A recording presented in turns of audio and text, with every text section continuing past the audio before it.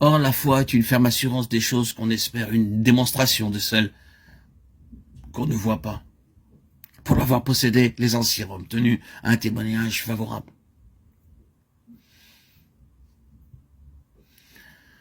Lettre aux Hébreux 10, 34, 34, 39. Alors commence la grande lignée des anciens.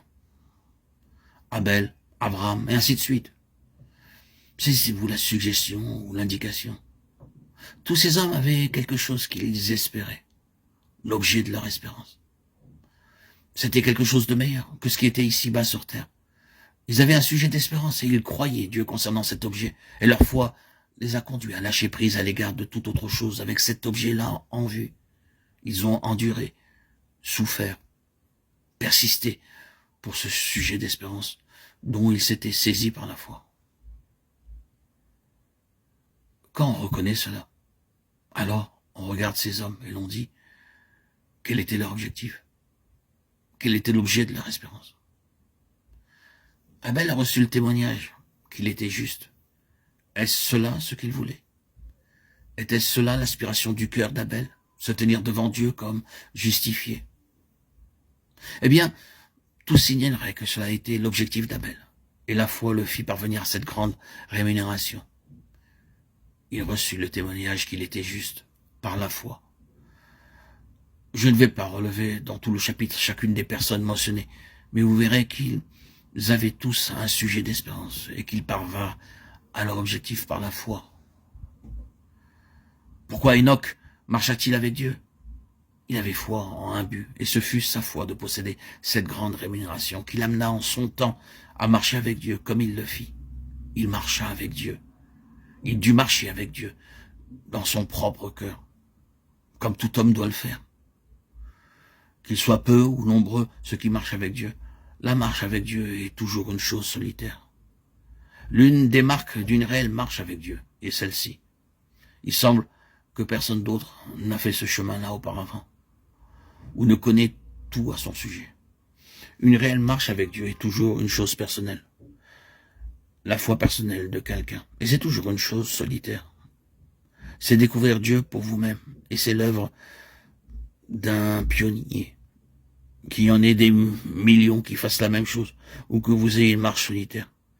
Personne d'autre ne peut découvrir Dieu ou marcher avec Dieu à votre place.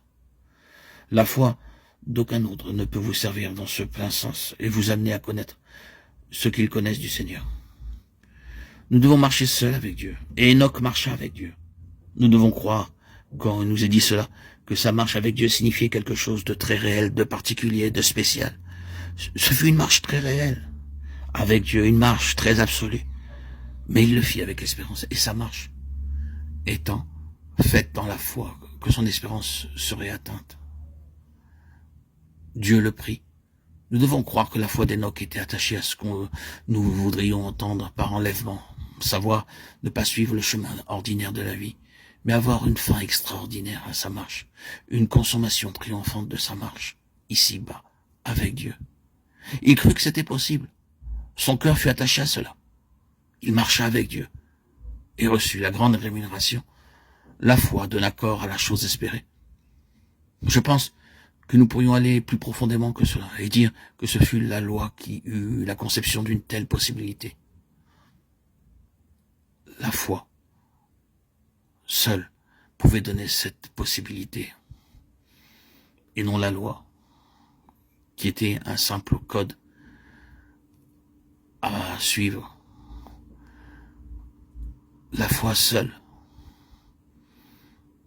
Je me demande s'il y a eu quelqu'un d'autre sur la terre qui ait eu la conception d'une telle idée, celle d'être enlevé. Il avait un objectif en vue, voilà le point. C'était son espérance. La foi le fit agir à la lumière de l'objet de son espérance. Et il reçut la rémunération. Ce fut ainsi avec tous les autres.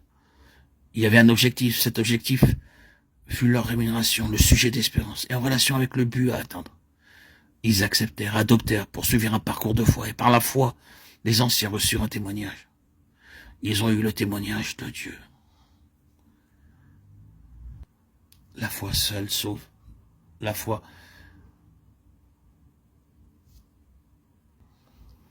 c'est posséder l'espérance.